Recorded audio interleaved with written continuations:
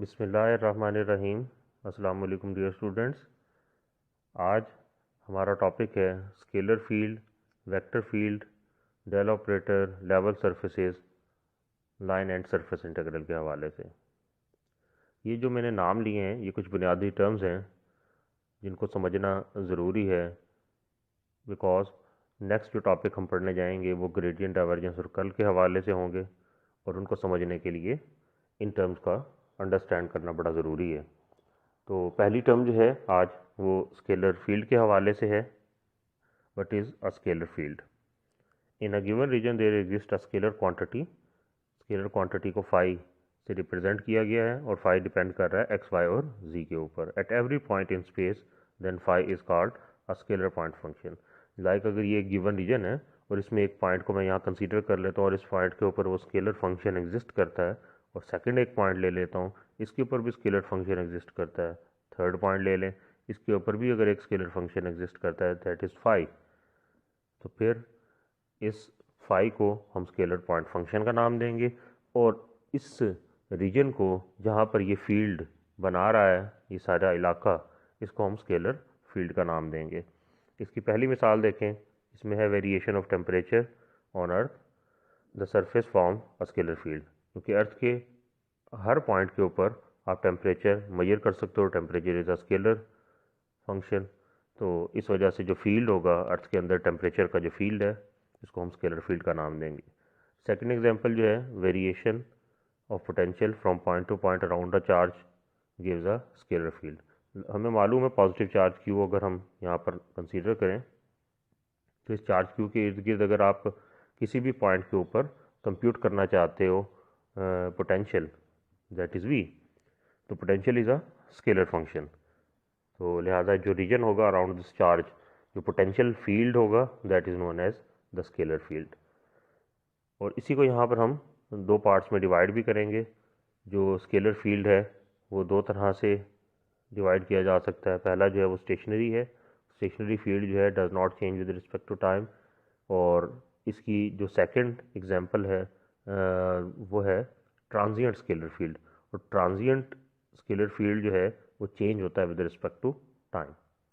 तो नेक्स्ट जो टर्म है वो हम है वेक्टर फील्ड के हवाले से। और वेक्टर फील्ड जो है ये स्केलर फील्ड को जब जैसे हमने डिफ़ाइन किया उसी पैटर्न पर हम वेक्टर फील्ड को भी डिफ़ाइन कर सकते हैं। एक गिवन रीजन के अंदर अगर एट एवरी पॉइंट एक वेक्टर फंक्शन जो है वो एग्जिस्ट करता है, उस वेक्टर फंक्शन को हम v से डिनोट कर लें अगर, और v depends on x, y and z, तो इस फंक्शन को हम वेक्टर पॉइंट फंक्शन का नाम देंगे, that is vector point function, क्योंकि ये एट एवरी पॉइंट एग्जिस्ट कर रहा है। इसी तरह से इस पूरे रीजन को, क्योंकि इस सारे रीजन के अंदर वेक्टर पॉइंट फंक्शन एग्जिस्ट करता है, इस वजह से ये फील्ड जो है वो सारे का सारा फील्ड वेक्टर फील्ड कहलाएगा। इसकी पहली मिसाल देखें, इसमें ये है the space around the charge q is a vector field for intensity e। तो अगर हम एक पॉजिटिव चार्ज q जो है वो कंसीडर कर लें और इस चार्ज q के इधर या इधर हम इलेक्ट्रिक फील्ड कंप्यूट करना चाहें, तो इलेक्ट्रिक फील्ड हमें मालूम है इज़ अ वेक्टर क्वांटिटी। और अगर ये एट एवरी पॉइंट एग्जिस्ट करता है इलेक्ट्रिक फील्ड, तो ये जो रीजन है around that charge q, that is known as a vector field. इसी की दूसरी मिसाल जो है वो वेट और फोर्स है। Weight is a type of force, और अगर ये अर्थ, जाहिर सी बात है, हर चीज़ को अपनी जानिब खींचता है तभी उसका वेट बनता है, और डेफिनेशन भी उसकी यही है, W is equal to mg। तो ग्रेविटेशनल फोर्स की वजह से ऐसा हुआ, और लिहाजा जो अर्थ के अंदर या बाहर जो भी वेट बन रहा है ऑब्जेक्ट का, वो जो स्पेस है, जो रीजन है, that is known as the vector field. Next term जो है वो डेल ऑपरेटर के हवाले से है। ये डेल ऑपरेटर जो है is a vector differential operator. यहाँ पर वेक्टर नहीं लिखा गया, आप यहाँ पर लिख लेंगे, that is a vector differential operator. Del जो है ये एक हाइब्रिड ऑपरेटर है, इसको दोहरा ऑपरेटर कह सकते हैं। इसके ऊपर आपको तीर का निशान भी लगाना चाहिए यहाँ पर कि ये एक वेक्टर क्वांटिटी है। तो डेल जो है हाइब्रिड ऑपरेटर है, ये डेरिवेटिव का काम भी परफॉर्म करता है एज वेल एज वेक्टर का फंक्शन जो है वो भी परफॉर्म करता है। और इस डेल ऑपरेटर को कार्टेशियन कोऑर्डिनेट सिस्टम में कुछ इस तरह से एक्सप्रेस किया जाता है। ये देखिए यहाँ पर लेफ्ट साइड पर डेल लिखा हुआ है, इसके ऊपर आप तीर का निशान लगाएं यहाँ पर, तो ये अब एक वेक्टर फंक्शन बन गया। और इधर आप देखें तो लिखा हुआ है करली ओवर करली एक्स। बाद लोग इसको पार्शियल भी पढ़ते हैं, ये पार्शियल डेरिवेटिव हैं, तो मैं यहाँ पर करली इसको कह रहा हूँ, करली ओवर करली एक्स, और साथ देखें आई यूनिट वेक्टर मल्टीप्लाई हो रहा है, तो चूँकि एक्स डायरेक्शन में जो यूनिट वेक्टर था वो आई था। और सेकंड टर्म देखें करली ओवर करली वाई, साथ क्या अटैच हो गया जे वाई डायरेक्शन के लिए। इसी तरह थर्ड टर्म जो है करली ओवर करली जी और साथ अटैच क्या हुआ के। तो ये जो फंक्शन है that is known as the del operator. तो ये ऑपरेटर जो है वो हम यूज़ करेंगे ग्रेडियंट, डाइवर्जेंस और कर्ल को अंडरस्टैंड करने के लिए। यहाँ पर आप देखें पहले क्या लिखा हुआ है, डेल ऑफ एस। यहाँ डेल के ऊपर भी तीर का निशान लगना चाहिए। तो del of S means gradient of a scalar function, क्योंकि S is a scalar quantity. यहाँ पर आप इसकी जगह फाई भी लिख सकते हैं, जो भी हम पीछे, क्योंकि स्केलर पॉइंट फंक्शन को हमने फाई से डिनोट किया था, तो आप एस की जगह फाई भी लिख सकते हो यहाँ पर। और सेकंड एग्जांपल इसकी देखें, del of dot V means divergence of a vector field. इसी तरह थर्ड जो है वो क्या है, del cross V, curl of a vector field. तो यही हमारे मेन आगे टॉपिक हैं जो हमने पढ़ने हैं ग्रेडियंट, डाइवर्जेंस और कर्ल के हवाले से। इसमें नेक्स्ट जो टर्म आ रही है वो अबाउट लेवल सर्फेसिस के हवाले से आ रही है। लेवल सर्फेसिस हैं क्या, अभी हमने पीछे स्केलर फील्ड वगैरह के हवाले से चीज़ों को पढ़ा है। इसमें देखें यहाँ पर ज़रा, certain physical quantities such as temperature and electric potential can be represented from point to point in space by a scalar point function। इसको आप s कह लें या phi कह लें। The field containing these scalar quantities is called a scalar field. ये तो हमें मालूम है अभी, क्योंकि हमने डिफाइन किया था स्केलर और वेक्टर फील्ड को। अब ये scalar field can be mapped out by the surfaces, जो भी मैंने यहाँ पर ऐसे हाईलाइट किया था एक रीजन पीछे, तो इस रीजन को हम वो कहते हैं कि एक सरफेस के ज़रिए मैप आउट कर सकते हैं, नक्शा खींच सकते हैं इसका, और वो सरफेसेस जो हैं वो लेवल सरफेसेस कहलाती हैं। और लेवल सरफेसेस के ऊपर होगा क्या, value of scalar is same at every point of the surface, then surface is called the level surface. ये लेवल सरफेस उस वक्त कहलाएगी जब स्केलर फंक्शन जो है एट एवरी पॉइंट सेम रहे। इसका मतलब है वो चेंज ना हो, सेम रहे, तो इस वजह से हम उसको फिर लेवल सरफेस का नाम देंगे। जी, तो नेक्स्ट टॉपिक हमारा है अबाउट लाइन इंटीग्रल के हवाले से। और लाइन इंटीग्रल आप कैसे जो है वो सॉल्व करेंगे। यहाँ पर देखें कर्व्ड पाथ जो है वो सिलेक्ट किया गया है from point A to point B. ये कर्व्ड पाथ बनाया गया। इस कर्व्ड पाथ के ऊपर किसी भी एक पॉइंट के ऊपर, इस पॉइंट पर आप एक टेंजेंट प्लॉट करें, और वो टेंजेंट जो है उसको डी आर वेक्टर से डिनोट किया गया है यहाँ पर, डी आर वेक्टर।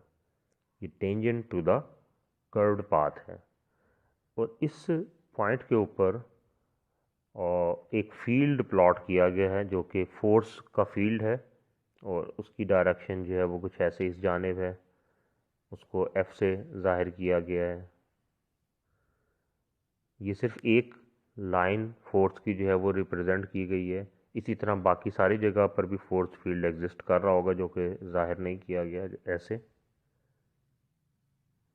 समझाने के लिए सिर्फ एक लाइन जो है वो चूज़ कर ली गई है। तो इसमें अब अगर आप डायग्राम में देखें तो आपको इस वेक्टर एफ और इधर जो वेक्टर डी आर, ये दो वेक्टर जो बने हुए नज़र आ रहे हैं एट पॉइंट पी।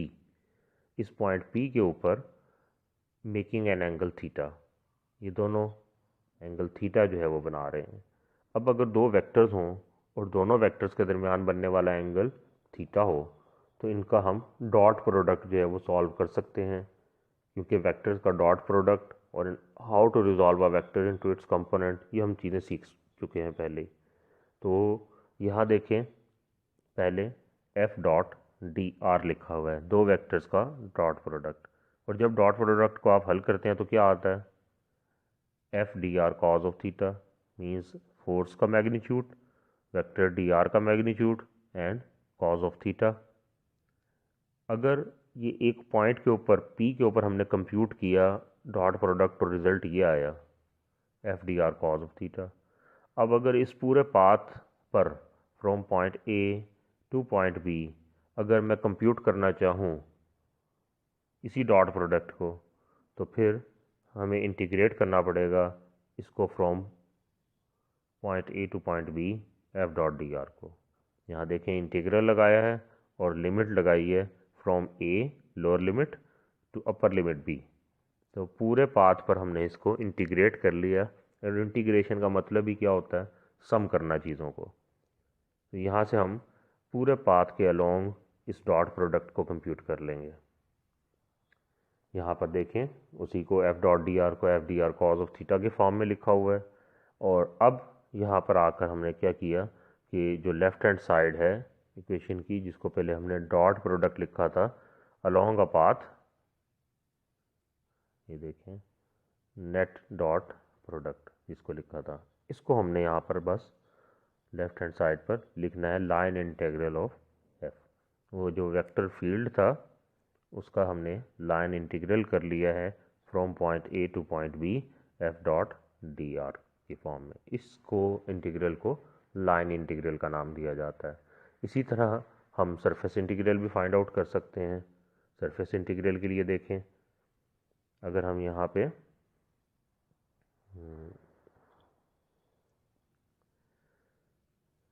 जी, अब इस सरफेस इंटीग्रल के लिए देखें कि यहाँ पर एक हाईलाइटेड रीजन आपको नज़र आ रहा है। ये इस रीजन के अंदर जो फोर्स फील्ड एग्जिस्ट कर रहा है वो कुछ इस तरह से होगा।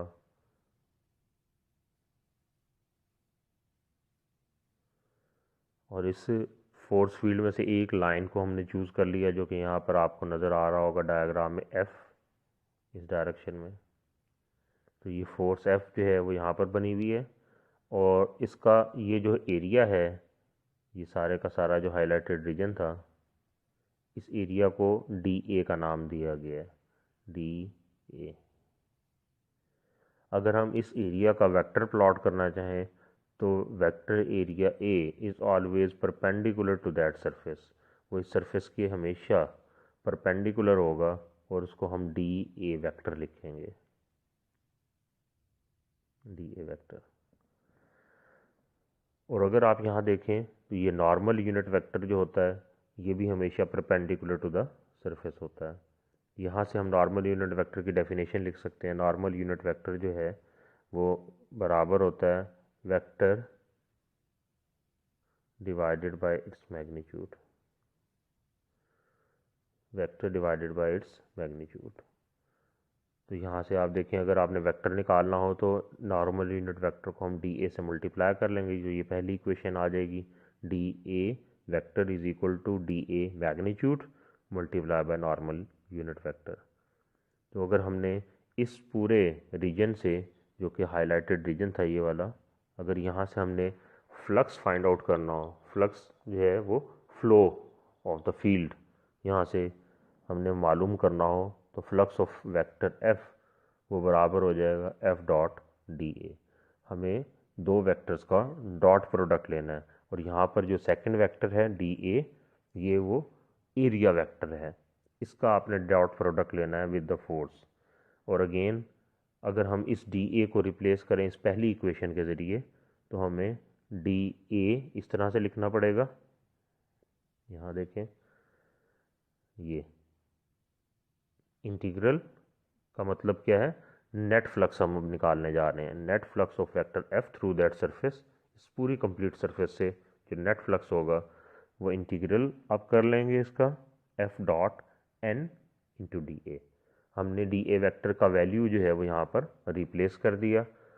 एन जो है वो नॉर्मल यूनिट वेक्टर है, अब भी उसका डॉट प्रोडक्ट हो रहा है। और डी ए इसका मतलब ये है कि इंटीग्रेशन परफॉर्म हो रही है with respect two variable D A. हम डॉट प्रोडक्ट को यहाँ पर हल कर सकते हैं और डॉट प्रोडक्ट जो है वो एफ़ का मैग्नीट्यूड आ जाएगा, एन का मैग्नीट्यूड आ जाएगा डी ए, तो वैसे ही रहेगा, और साथ डॉट प्रोडक्ट जब ख़त्म होगी तो कॉज ऑफ थीटा लग जाएगा।